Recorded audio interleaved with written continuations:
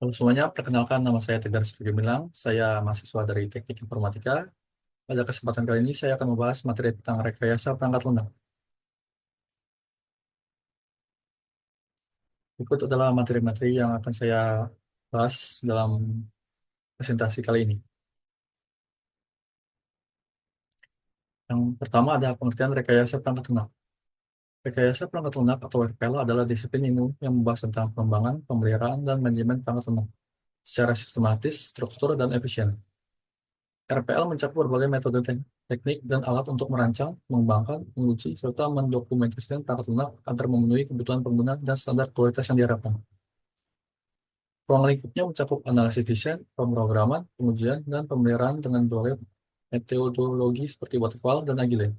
Dengan pendekatan yang sistematis, rekayasa perangkat lunak dapat membantu dalam menciptakan sistem yang lebih andal dan berkelanjutan.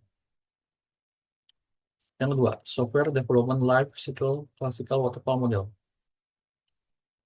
Software Development Life Cycle atau SDLC adalah proses terstruktur yang digunakan untuk merencanakan, mengembangkan, menguji, dan menerapkan perangkat lunak. Salah satu model SDLC yang paling awal dan terkenal adalah waterfall model klasik. Model waterfall menggunakan pendekatan linear dan berurutan, di mana setiap tahap harus diselesaikan sepenuhnya sebelum beralih ke tahap berikutnya. Disebut waterfall karena alur pengerjaannya mengalir ke bawah seperti air terjun yang melalui berbagai tahap. Berikut adalah tahapan utama waterfall model. Yang pertama ada requirement analysis, yang kedua ada system design, ketiga implementation, yang keempat testing, yang kelima deployment, yang keenam maintenance. Materi yang ketiga, iteratif waterfall model, prototyping model, evolutionary model, dan spiral model. Yang pertama, iteratif waterfall model adalah pengembangan dari waterfall klasik tetapi dengan pendekatan yang lebih fleksibel. Pada model ini, umpan balik dapat diberikan di setiap tahap sehingga memungkinkan revisi sebelum melanjutkan tahap yang berikutnya. Yang kedua, prototyping model. Ini berfokus pada pembuatan prototipe awal dari perangkat lunak untuk memahami kebutuhan pengguna sebelum pengembangan produk yang akhir.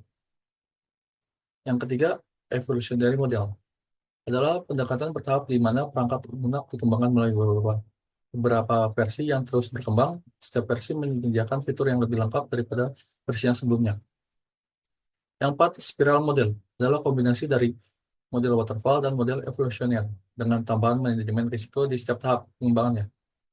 Model ini menggunakan pendekatan berulang atau iteratif dengan fokus pada analisis risiko. Yang keempat, requirement analysis and specification. Requirement analysis and specification adalah tahap awal dalam software development life cycle atau SDLC yang bertujuan untuk memahami, mendokumentasikan, dan menetapkan kebutuhan perangkat lunak sebelum pengembangan dimulai. Tapi ini sangat penting karena kesalahan dalam memahami kebutuhan dapat menyebabkan kegagalan proyek. Ada beberapa jenis requirement. Yang pertama, requirement analysis atau analisis kebutuhan. Yang kedua, requirement specification atau spesifikasi kebutuhan. Selanjutnya, software design strategis. Software design strategis adalah pendekatan atau metodologi yang digunakan dalam merancang struktur dan komponen perangkat lunak. Tujuannya adalah untuk menciptakan sistem yang memenuhi kebutuhan fungsional dan fungsional. Kita memastikan bahwa sistem tersebut dapat dikembangkan, dirawat, diukur dengan baik. Berikut adalah beberapa strategi desain perangkat lunak yang umum digunakan. Yang pertama ada top-down design, yang kedua ada bottom-up design, yang ketiga modular design, yang keempat layer design, yang kelima aspect oriented design atau AOD, yang keenam ada event driven design, yang ketujuh ada domain driven design atau DDD. Selanjutnya, software analysis design tools. Software analysis and design tools adalah perangkat yang digunakan oleh pengembang perangkat lunak untuk mempermudah proses analisis dan desain sistem. Alat-alat ini membantu merancang sistem secara lebih terstruktur dan memastikan bahwa kebutuhan pengguna dapat dipenuhi secara efisien. Beberapa tools ini juga digunakan untuk mendokumentasikan desain dan menganalisis sistem untuk mengidentifikasi masalah atau kekurangan. Berikut adalah beberapa kategori dan contoh tools yang umum digunakan dalam software analisis desain. Yang pertama, Data Flow Diagram atau DFD tools digunakan untuk memodelkan aliran data dalam sistem dan interaksi antara komponen. Tools ini membantu dalam visualisasi bagaimana data diproses dalam sistem. Yang kedua ada Entity Relationship Diagram atau ERD tools. Alat untuk mengembangkan hubungan antara entitas dalam database sistem. ERD juga membantu untuk merancang struktur basis data. Yang ketiga ada UML atau Unified Modeling Language Tools. UML adalah bahasa standar untuk menggambarkan dan mendokumentasikan desain sistem berbasis objek. Diagram UML seperti use case, class diagram, sequence diagram, dan lain sangat berguna untuk memahami struktur dan interaksi dalam sistem. Selanjutnya adalah struktur desain. Struktur desain adalah pendekatan dalam perencanaan perangkat lunak yang fokus pada pengembangan sistem menjadi modul-modul kecil yang lebih mudah dipahami, dikelola, dan dikembangkan. Metode ini digunakan untuk meningkatkan keterbacaan kode, mempermudah pemeliharaan, serta meningkatkan efisiensi dalam pengembangan perangkat lunak. Konsep dasarnya adalah modularitas, hierarki, abstraksi, coupling, dan association. Selanjutnya ada Object Modeling Using UML. Object Modeling menggunakan UML atau Unified Modeling Language adalah proses untuk merancang dan mendokumentasikan sistem perangkat lunak berbasis objek dengan menggunakan diagram UML. Itu adalah contohnya. Kelas diagram adalah diagram yang paling umum dalam Object Oriented Design (OOD) yang digunakan untuk memodelkan struktur statis dari sistem. Yang kedua ada objek diagram, menggambarkan instansi spesifik dari objek yang ada dalam sistem.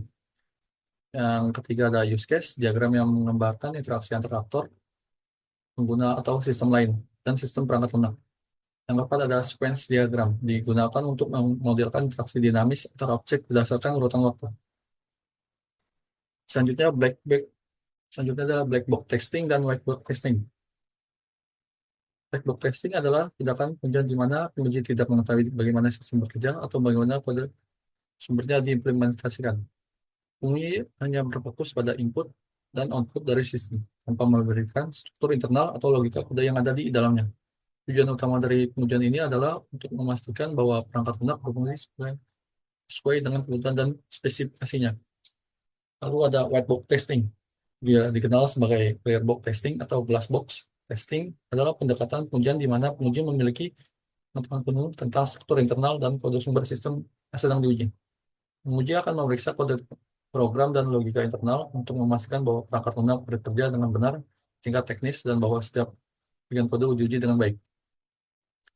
Selanjutnya ada testing, debugging, integration, and system. Testing, debugging, integration, and system. Testing adalah langkah-langkah penting dalam proses pengembangan perangkat lunak untuk memastikan bahwa perangkat lunak berfungsi dengan baik dan bebas dari kesalahan.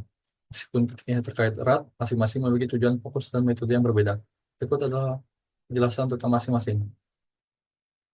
Testing adalah proses pengoperasian perangkat lunak untuk memastikan bahwa ia berfungsi sesuai dengan spesifikasi yang diharapkan pengguna. Debugging adalah proses untuk mendeteksi, mengidentifikasi, dan memperbaiki kesalahan atau bugs dalam kode sumber perangkat lunak. Yang ketiga ada integration testing, jenis pengujian yang dilakukan untuk memeriksa interaksi antara beberapa komponen atau modul perangkat lunak yang berbeda. Yang keempat ada system testing, adalah pengujian perangkat lunak secara keseluruhan setelah semua komponen atau modul digabungkan dan diintegrasikan.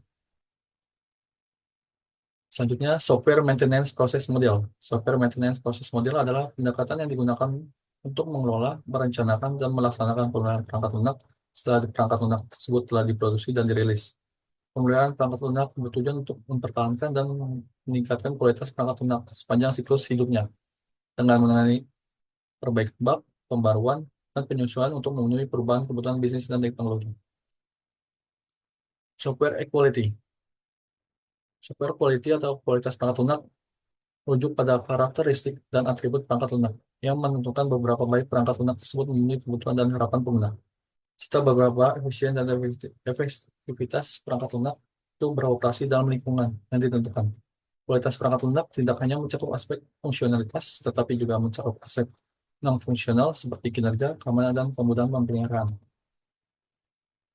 Lalu software project planning. Software project planning adalah proses merencanakan dan mengorganisasi dan mengelola sumber daya serta waktu yang dibutuhkan untuk menyelesaikan proyek perangkat lunak secara efektif dan efisien. Perencanaan proyek perangkat lunak sangat penting untuk mencapai hasil yang sukses karena hal ini menunjukkan bagaimana proyek akan dilaksanakan teratur dan dikendalikan. Yang terakhir, karya tulis sebagai penguatan pembukaan. Karya tulis sebagai penguatan pembukaan adalah suatu bentuk tulisan yang bertujuan untuk memperkuat pemahaman, pengetahuan, dan keterampilan yang telah diperoleh oleh dalam suatu proses pembelajaran atau pelatihan. Karya tulis ini dapat berupa makalah, laporan, artikel, atau esai yang mencakup berbagai topik yang relevan dengan materi yang telah dipelajari. Sekian saja presentasi dari saya. Terima kasih atas perhatiannya.